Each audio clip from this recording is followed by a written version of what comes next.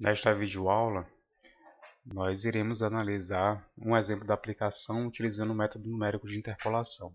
Esse determinado problema, a análise será em relação à curva de titulação.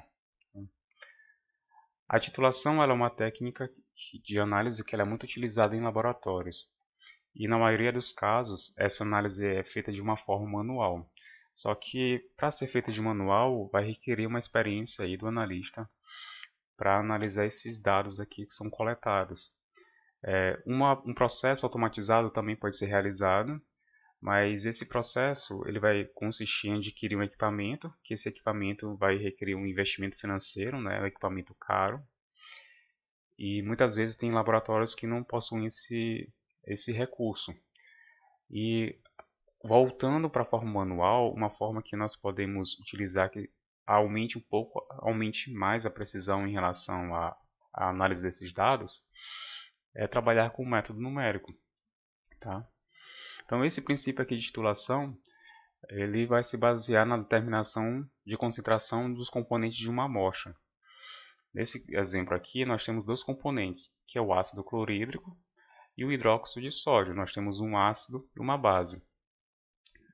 Inicialmente, no frasco, no caso, a solução, ela vai consistir nos 100 ml aqui de ácido clorídrico. E eu vou adicionar de uma forma discreta os valores aqui, a quantidade do volume aqui da base, né, do hidróxido de sódio, de forma que eu vou aumentar o pH a cada vez que eu vou aumentar também aqui o volume dessa base. E assim a gente acaba tendo essa curvatura, só que ela é uma curvatura discreta. A ideia aqui, né, da resolução do problema é utilizar o método numérico de interpolação para encontrar uma função que interpole esses pontos e eu posso definir aqui o ponto de equivalência. Esse ponto de equivalência vai ser justamente nesse ponto de inflexão aqui que eu tenho nessa curva. Okay? Então, a modelagem matemática ela vai consistir em analisar esse conjunto de dados e utilizar um método de interpolação para definir aqui esse ponto de interpolação. Tá? Esse ponto de equivalência, quando a gente vai fazer a análise dessa titulação, né, ele se dá por uma mudança de característica, pode ser uma propriedade física ou química aí dessa solução, que pode ser, no caso, alteração no pH, a temperatura da cor. Né? Sendo assim, para eu localizar o ponto de inflexão que equivale ao ponto de equivalência dessa curva, eu preciso calcular a derivada da primeira, porque a derivada da primeira ela vai me dar a taxa de variação aqui do pH em função do volume. Okay? E esse ponto de inflexão aqui, ele vai consistir numa máxima ou uma mínima variação global dessa curva. Né? Então, a partir da derivada da primeira, eu tenho que localizar esse ponto máximo, nesse caso, pode ser o máximo e mínimo. Nesse exemplo aqui, ele será um ponto de máximo. E nós já aprendemos a localizar um determinado ponto crítico, que seria um ponto de mínimo ou máximo de uma determinada função, seria calcular a derivada dessa função, né? E calcular a raiz da derivada dessa função. Então, se a derivada da a primeira derivada vai consistir em ter um máximo ou mínimo, nesse caso tem que calcular a segunda derivada e encontrar a raiz dessa segunda derivada aí, para localizar esse ponto de inflexão. Desta forma, nós utilizaremos aqui o método numérico para realizar todos esses passos aqui para localizar esse ponto de inflexão. Então, só lembrando que o objetivo aqui é definir esse ponto de equivalência, saber quanto que foi adicionado aqui do hidróxido de sódio nessa solução para eu conseguir chegar aqui nesse ponto de inflexão, em que houve uma mudança de coloração ou uma mudança brusca aqui do pH, né? Como vocês viram que seria a variação máxima dessa mudança.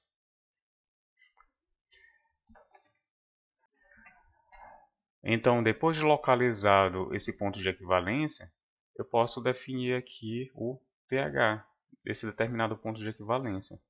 em que pode ocorrer uma mudança na coloração aí dessa reação. Dependendo da colocação aqui desse ponto de equivalência, eu posso definir o pH em que isso acontece. Eu posso dizer se esse ácido, essa base que está aqui, ela é considerada como uma base forte ou uma base fraca. Se essa solução se eu encontrar esse ponto de inflexão e resultar num pH maior do que 7, aí eu posso dizer que o ácido que estava lá, ele é um ácido fraco. Então, dessa forma, nós iremos aqui para o método numérico. Nós utilizaremos o código do Scilab para determinar esse ponto de inflexão, né? Esse ponto de equivalência aí. Primeiramente, aqui nós temos a definição de umas funções que nós utilizaremos primeiro para encontrar a função de interpolação. Tá?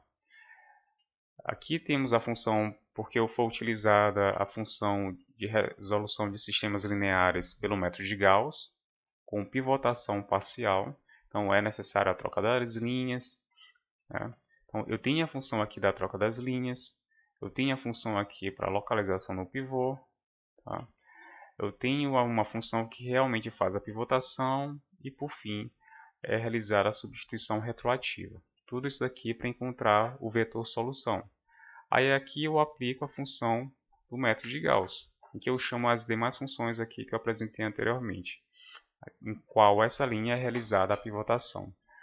Como esse método de Gauss nós já aprendemos anteriormente, eu não vou entrar com muitos detalhes em relação a cada instrução dessa aqui, ok? Bom, aqui nós temos a parte principal do algoritmo. Nós pegaremos os pontos tabelados que nós temos no nosso problema. Né? Nós pegamos esses valores aqui, em que nós temos como a variável x o volume em mililitros e a variável y aqui o pH dessa solução ao longo do volume adicionado. Então, dessa forma, eu tenho essas duas variáveis aqui. Eu teria, no caso, dois vetores. Continuando, só para fazer uma análise ou apresentar esse gráfico aqui, essa curvatura, eu faço isso daqui no próprio Scilab. Né? Primeiramente, porque eu vou apresentar vários gráficos, eu utilizo uma função aqui que ele faz uma limpeza desse gráfico para que eles não fiquem sobrepostos. Porque a cada passo que eu vou realizando uma ação, eu vou apresentando aqui os gráficos. Tá? Então eu ploto esses dois vetores, né, possuem esses valores tabelados que equivalem ao volume e o pH, que eu já adicionei anteriormente aqui. E aqui são algumas características apenas, que é a definição da cor, se eu utilizarei um ponto, se é linha, né. Então aqui eu estou marcando cada ponto tabelado com um círculo, né, uma circunferência, e eu estou ligando cada um desses pontos aqui com linhas tracejadas. Tá? Então eu vou executando esse código aqui até o final desse gráfico e eu apresento essa imagem aqui, ok? Sendo que minha execução, o código está sendo exibido aqui nessa janela aqui de console. Então eu tenho o gráfico aqui que é em função do volume adicionado e o pH, que equivale ao x e ao y aqui. E esses pontinhos aqui são os valores que eu tenho tabelados. No entanto, o que nós iremos fazer no lugar de utilizar todos os pontos em que eu tenho 1, 2, 3, 4, eu tenho 8 pontos no total, eu utilizarei apenas esses 4 pontos aqui, que servirão como base para a função de interpolação. Como eu tenho 4 pontos, eu utilizarei uma função de interpolação de grau 3. Okay? Continuando, eu tenho 3 formas aqui que eu apresentei para vocês de encontrar uma função de interpolação. A primeira foi resolvendo por sistemas lineares. A segunda foi por método de Lagrange. E a terceira aqui para diferenças divididas de Newton. Eu apresentei a vantagem e a desvantagem de cada uma delas. Nesse caso, eu utilizei sistemas lineares porque ele já vai apresentar a função nos coeficientes certinho, como uma função polinomial, que será essa daqui. Né? Vezes x mais A2, assim, continuamente eu elevando o grau desse polinômio. Tá? Eu quero que o polinômio, eu quero que esteja dessa forma aqui, que eu tenha esses coeficientes aqui, para que eu possa depois derivar direto deles e encontrar a segunda derivada da função. Então, por isso que eu utilizei aqui a resolução por sistemas lineares. Dessa forma, eu coloco esses pontos. Eu utilizo esses pontos. No entanto, eu utilizarei aqui esses 4 pontos mais centrais, que ele vai equivaler ao primeiro, segundo, terceiro ponto, quarto, quinto, sexto. Então, eu utilizarei do ponto 3 até o ponto 6. Como eu já tenho esses valores aqui, eu não preciso adicionar manualmente esses valores. Então, eu coloco simplesmente a posição na memória. Então, como vimos anteriormente, nós podemos resolver uma função de interpolação, encontrar um polinômio interpolador utilizando ou resolvendo um sistema linear. Nesse exemplo aqui, eu tenho um polinômio interpolador que eu quero encontrar de grau 2. Para isso, eu preciso de 3 pontos. Eu pego os valores desses pontos e eu coloco aqui em cada uma dessas linhas. Só que a representação matricial dessa equação, ou desse sistema linear, ele vai consistir em montar uma matriz que é 1, 1, o x0, x1 e x2, que vai consistir nos 3 pontos aqui, nos valores que eu utilizei, x0 ao quadrado, x1 ao quadrado e x2 ao quadrado. Essa aqui será a minha matriz de coeficientes do sistema linear. E o meu vetor que eu quero encontrar, que seria o vetor x aqui, ele é representado pelos coeficientes desse polinômio interpolador. E o meu vetor, que equivale ao termo independente, vai consistir aqui os valores tabelados, que são o y. Então, dessa forma, eu resolvi esse sistema linear pelo método de Gauss com pivotação parcial. Voltando aqui para o nosso código, nós temos aqui essa montagem. Aqui vai equivaler o x, aí o x0, x0 ao quadrado e x0 elevado ao cubo. Já que eu tenho uma função, eu tenho que encontrar os coeficientes de uma função de interpolação que equivale a um polinômio de grau 3. Tá? Para isso, eu preciso de 4 pontos, que foram os 4 pontos que eu citei aqui anteriormente. E todos eles eu adicionei aqui, referenciando pelo índice, já que esses dados já foram adicionados aqui em cima. Tá? Então, até aqui eu executo o código e eu mostro o meu sistema. Eu venho aqui, e aqui no final é o sistema que eu preciso resolver para encontrar os coeficientes da função de interpolação. Aqui é a matriz de coeficientes e aqui o vetor de termo independente. Então, continuando, eu resolvo pelo método de Gauss, com pivotação parcial, faço a substituição retroativa e eu encontro aqui o meu vetor solução, que é esse vetor x aqui. Eu apresento essa solução. Eu executo essas instruções até esse passo e, como vocês podem ver, eu encontrei esse vetor solução bem aqui, que vai consistir meus coeficientes aí do polinômio interpolador. Tá? Eu tenho 4 coeficientes, lembrando da ordem deles. O primeiro vai ser A0, A1, A2 e A3. Então, eu pegarei esses coeficientes aqui e eu utilizarei para montar o meu polinômio interpolador. Tá? E nós já vimos anteriormente que para eu construir um polinômio, eu posso utilizar essa função polinômio. Eu utilizo um vetor que contém os coeficientes, tá? Nessa ordem aqui, de A0 até AN, no nosso caso até A3, e eu digo que esses dados vão consistir nos coeficientes do polinômio, porque eu posso construir também a partir das raízes desse polinômio. Eu tenho aqui esse polinômio que eu vou apresentá-lo aqui. Tá? Então, o polinômio que nós encontramos foi esse polinômio de grau 3. Esse que vai consistir a função de interpolação que nós utilizaremos para encontrar aquele ponto de inflexão. Tá? Bom, mas para isso eu vou apresentar aqueles pontos, que já são os pontos tabelados, né? E eu também irei apresentar aqui o gráfico contendo essa função de interpolação. No entanto, como nós estamos concentrando apenas naqueles 4 pontos centrais, como foi apresentado aqui, ó, esses 4 pontos aqui, eu vou apresentar o gráfico apenas dessa região.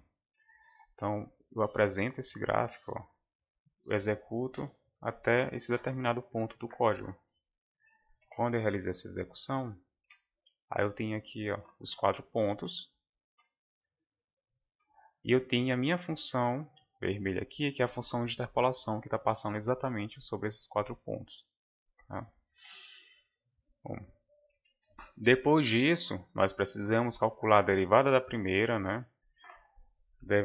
A primeira derivada da função, no caso que é o polinômio interpolador. E essa derivada vai nos dar a taxa de variação aí desse pH, só que devemos calcular o ponto máximo um ponto crítico, né? Que nesse caso é um ponto máximo dessa variação. E para isso nós precisamos calcular também a derivada da segunda.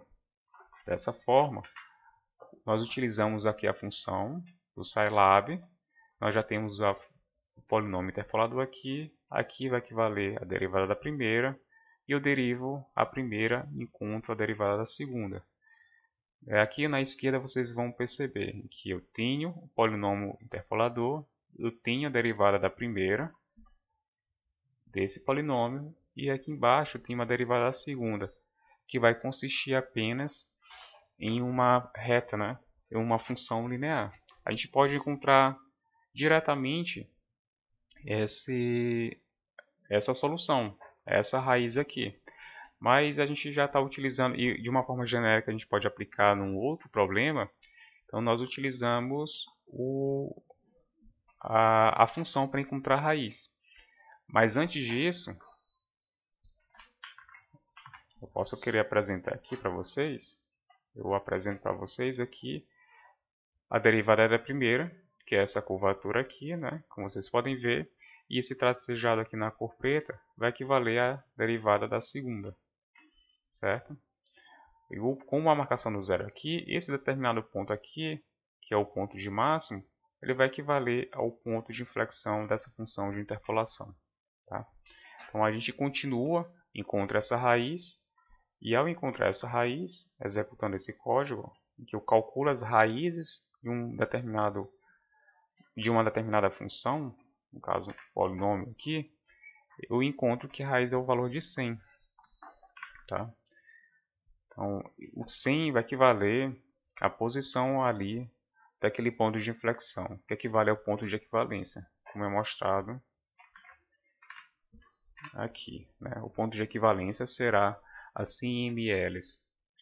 A 100 ml do volume adicionado aqui do hidróxido de sódio. Tudo bem?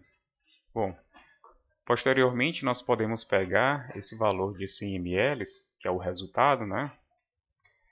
Esse resultado aqui, e nós podemos aplicá-los para encontrar qual o valor do pH. Sendo assim, eu posso simplesmente aplicar a função. Eu boto aqui, eu não sei, vamos botar pH equivalência, tá? A função, ela será a função de interpolação, não dessas derivadas aqui que eu apliquei, que eu estou representando aqui como P3, e o dado equivale a esse resultado que eu botei aqui na variável R. Estou pegando um valor, aplicando na função de interpolação, e estou utilizando o método de Horner para encontrar esse determinado valor. E por fim, eu boto o resultado, o valor do pH do ponto de equivalência será, eu boto bem aqui, esse resultado. E eu executo essas duas instruções. Aí o pH terá o valor de 7, né? Ele está com pH neutro nesse exemplo. Então aqui é um exemplo que você pode utilizar dois métodos numéricos. Um método numérico equivale ao de interpolação, que a gente acabou utilizando de sistemas lineares. E o segundo seria de encontrar a raiz de uma função. Então, nesse exemplo, eu tive uma função polinomial de grau 3 porque eu utilizei apenas 4 pontos. Como eu calculei até a derivada da segunda, resultou uma função linear. Mas se eu tivesse utilizado aqui todos os 8 pontos, seria um polinômio de grau 7, eu calcularia a derivada da segunda, seria um polinômio de grau 5. Né? E eu precisaria aqui utilizar um método numérico para encontrar as raízes dessa função. Então a melhor forma aqui é você aplicar realmente o método para encontrar as raízes. Ok?